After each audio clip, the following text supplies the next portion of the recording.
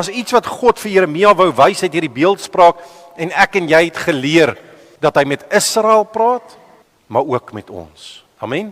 En wat ons sien uit hierdie beeld uitsien is dat ons wil bruikbaar wees in God se oë. Hy het nie net 'n stuk klei laat vorm daar by die pottebakkerswiel en gesê, goed, dit was nou lekker, kom ons doen iets anders nie. Wanneer die pottebakker met die proses begin, weet hy reeds wat hy gaan maak. O, ek bid jy verstaan dit vanoggend. Toe God jou in jou moeder skoot saamgevorm het, het hy geweet wie jy gaan wees. Hy het geweet waartoe hy jou wil vat en sy planne met jou is goed. Amen. Ons dien 'n heilige, almagtige God. God sê nie dis oukei nie. Ons dien 'n God van excellence.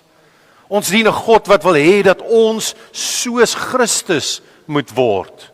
En nie soos onsself nie. Hy het ons immers na sy beeld geskape. Nie na dit wat ons wou wees nie. Amen.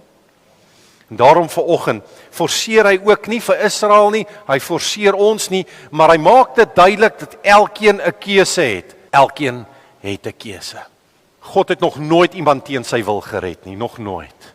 Hy het 'n ware keuse aangebied, sy seun as geskenk aangebied. Dis ons keuse om te aanvaar.